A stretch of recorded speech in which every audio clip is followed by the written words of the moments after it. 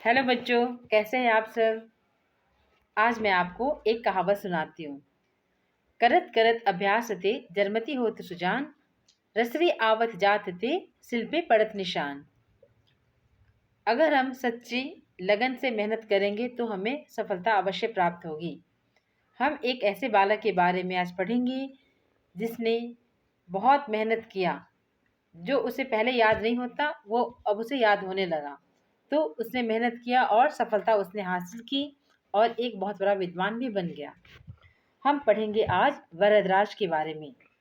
वरदराज नाम का एक बालक विद्यालय में पढ़ता था। उसका मन पढ़ाई में बिल्कुल नहीं लगता। उसे कोई भी पाठ याद नहीं होता था। उसके अध्यापक बार बार उसे समझाते पर फिर भी कुछ समझ में नहीं आता। नतीजा यह हुआ कि उसके सारे साथी अगले कक्षा में चले गए और वह उसी कक्षा में रह गया। उसे धीरे धीरे पढ़ाई से मन हटने लगा। उसने सोचा कि यह पढ़ाई लिखाई मेरे वश में नहीं है, तो अतः उसने सोचा कि अब चलो विद्यालय छोड़ दिया जाए। और वह जब विद्यालय छोड़ के जाने लगा तो रास्ते में उसे प्यास लगती है। वो एक कुएं पे जाता है। वहाँ कुछ औरतें पानी भर रही थी। उन्होंने उन औरतों से पानी मांगा। फिर औरतों ने उन्हें पानी दिया और पानी पीने के बाद में भरतराज ने देखा कि कुएं की जगत के कुछ पत्थरों पर गहरे निशान पड़े हुए हैं। काफी पत्थर तो समतल थे पर कुछ पत्थर निशान पड़ने से बेडौल से हो गए थे। उसे समझ में नहीं आ रहा था कि आखिर पत्थरों पर ऐसे निशान कैसे पड़ गए। इस बारे में उसने उस औरत से पूछा जिसने उसे पानी पिलाया था। औरत ने उसे समझाया, बेटे, कुएं से पानी निकालने के लिए हम रस्सी का प्रयोग करते हैं। पानी भरने वाली रस्सी बार बार इन पत्थरों से रगड़ खाती है, इसलिए पत्थर घिस गए हैं।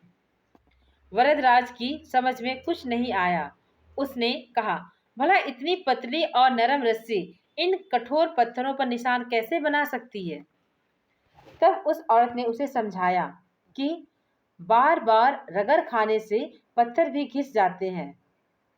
पत्थर रस्सी से कठोर अवश्य है, पर रस्सी बार बार उसे घिसे तो उस पर निशान भी पड़ जाता है।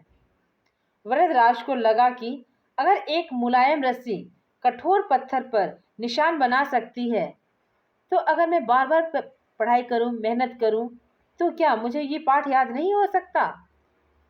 फिर उसने सोचा कि नहीं, मैं भी पढ़ाई करूंगा और अपने कक्षा में फिर से वापस जाऊंगा।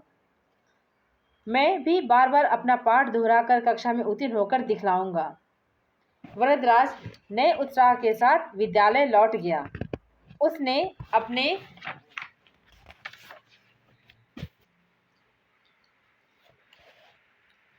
अपने अध्यापक के पैर छूकर आशीर्वाद लिया। वह फिर पढ़ाई करने लगा और बहुत मेहनत से पढ़ाई की। अपनी मेहनत और परिश्रम के बल पर एक बहुत विद्वान बन गया।